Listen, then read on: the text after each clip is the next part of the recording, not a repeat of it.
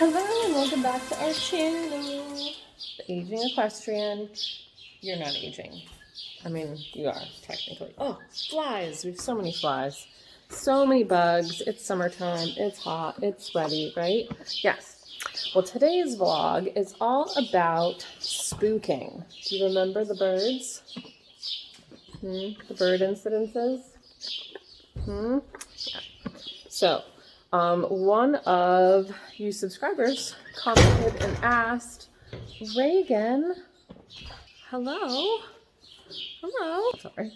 One of you asked if I could do a video on how to ride a spook.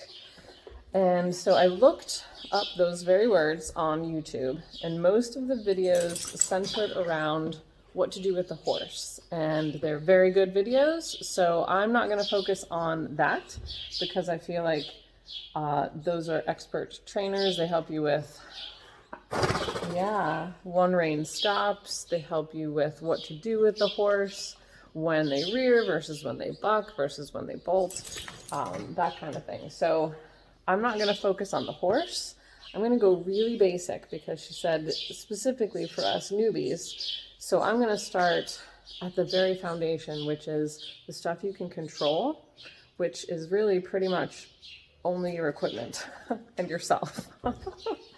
Right? Yes. So we're going to start very basic, and we are going to start with what we put on, our safety equipment, right? And what we put on the horse, because those are the only two things we can really control about the environment. And then we'll talk a little bit more about what we can do for ourselves. I think this might be a two-part vlog. So yes, I know it's buggy and you want to be groomed. So I got to get on with it, right?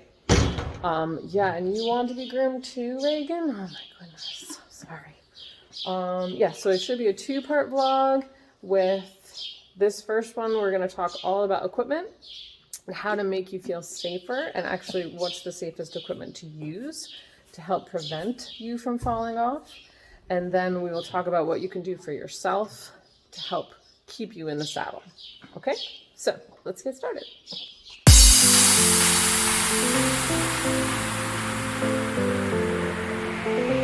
So the first thing you can control, obviously you can't control exactly what happens with these big animals, right? But the first thing you can control is what you put on yourself. So I think that safety equipment that you wear makes you feel safer. And I should say that again. I feel like when I wear the proper safety equipment and the proper clothes, I feel safer.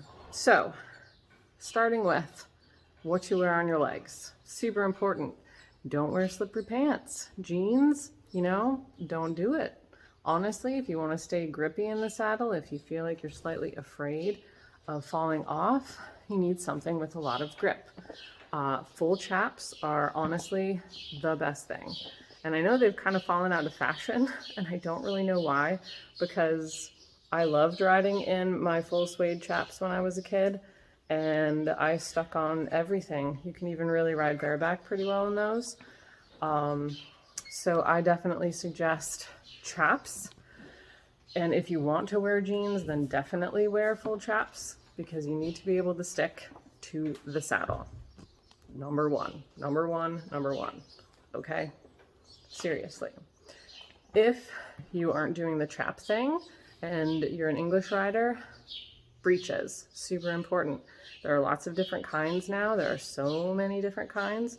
Some of them are slipperier than others. So we're going to take a pause for a second, and I'm going to show you the difference between knee patch and full seat breeches.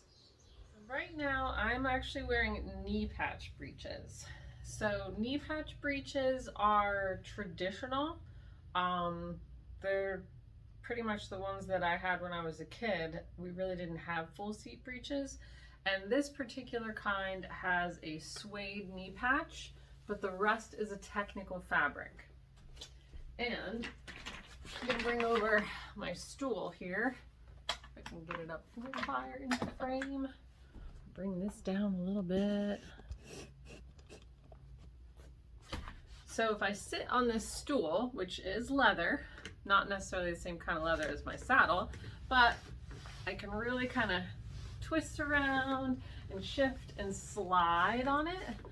So that's what you're gonna have in the saddle.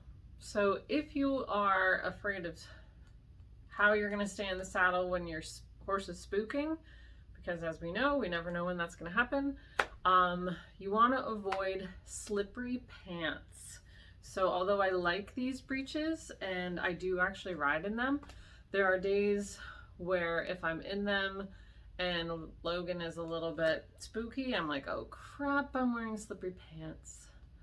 Great. And so I will actually usually be a little more conservative in how we're riding and what we're doing. And I'm very aware of the fact that I need to keep my body position really anchored and really aware of where my hips are and where his withers are, and what's going on around me. So these I do not recommend if you are worried at all about staying in the saddle when your horse spooks. It's not that they're not good breeches, it's not that they're not comfortable, it's just that they are slippery. So if you're worried at all, take away the worry and get yourself a pair of sticky seat breeches. So this is a pair of silicone sticky seat breeches. These in particular are by SmartPack, but basically every brand has them now. You can see that the pattern of silicone goes all the way down the leg and all the way around the seat, all the way down the other leg, and then let's see how much it actually comes around into the front. So basically the entire inside of your leg and your rear end are going to be anchored to the saddle with these little silicone sticky things. Now I've got the sticky seats on and it's really hard to move my butt around on this stool. So they're much better for staying in the saddle. They'll give you a little extra grip, a little extra time to get your body back upright, as long as of course they fit you well. If they're super baggy, then your body will actually slide around in them, and then, you know, that's kind of like the same thing as sliding around in your saddle. But I highly recommend getting some sticky seat breeches. They are very economical at this point because everybody has them, and I buy them off season. So like I buy the winter ones in the summer and the summer ones in the winter, and I'm not picky about the color because I don't care. I just want to have functional riding clothes that keep me safe and that fulfill the things I need them to do, which is fit and have pockets for treats, keep me in the saddle, and for them to be comfortable. That's really all that I ask. And these fit the bill.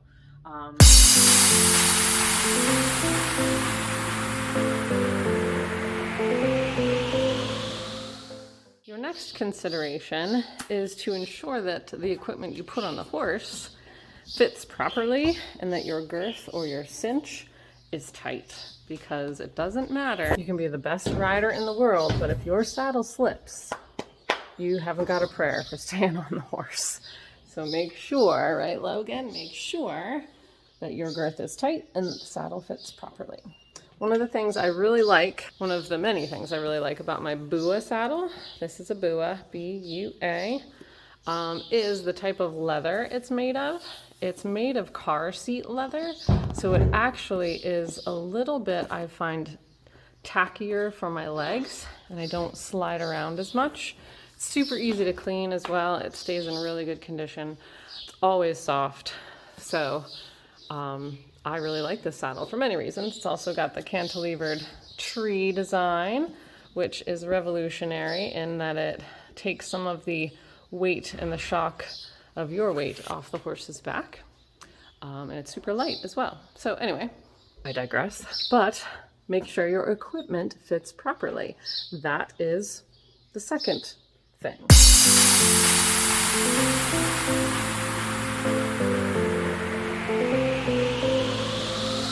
I think that during your grooming, when you're tacking up, really take the time to check to see if they're sore. I have a video on how to massage your horse while grooming. If you do those things, sometimes you can see where they're reactive. So you know, a horse in pain is more likely to spook or to have some sort of spooking kind of response to the pain. So I will say that when you are getting ready to ride, you can do a really good evaluation of both of your states of mind, which is very important, right? So if they're dancing around the cross ties, if they're shying away or startling at noises or things going on in the ring, it may be one of those days where you definitely lunge first.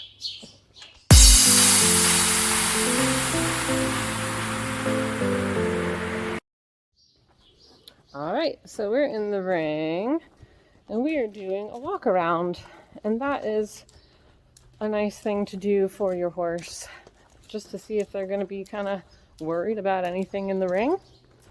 You know, walk around and look at stuff. Show it to them with both eyes. So one thing I have learned recently, thanks to Lindsay Partridge, who is someone you should follow on YouTube, first of all. She's awesome. And she trains horses from Mustangs to thoroughbreds, and she's really good. And what she said in one of her videos that I did not know was that horses' eyes and what they see and how it goes to their brain isn't the same as the way our eyes work. Because they have one on each side of their head, the left eye and the right eye, the way the brain sees things, they don't match up. So they don't cross over. So if you show the horse something with its right eye, you need to show it with its left eye too, because it will look and be something almost completely different to the horse's brain, to the left eye. So that's why sometimes when you're riding, you're like, we already rode by that. But did the horse see it with both eyes? Did you give him a chance to see it with both the right and the left at different angles? That's really important. So that's one of the things I like to do, is walk around the ring in both directions at least once.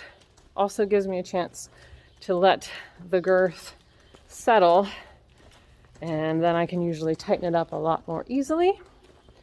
And so I will see how he's feeling when a horse has their head down and a nice relaxed walk around, and they cough and they sneeze. They're usually fairly relaxed. And so, you know, he's in a state of mind where I feel comfortable hopping on him without lunging. There are some days where I say, oh heck no, I'm too old to deal with this. So we lunge first. And then there are some days where I'm like, nope, not going to ride at all. And I'm just going to put him in the ring free and let him gallop and buck and get all the sillies out, because he clearly needs it. And I think that's a very smart way to ride spooks without even riding them. So definitely use your brain, use your intuition, and just err on the side of being conservative if you're concerned. Who cares? This is your life you're talking about. I happen to like my bones the way they are. I'm sure you do too. So stay as safe as you possibly can by making really good decisions.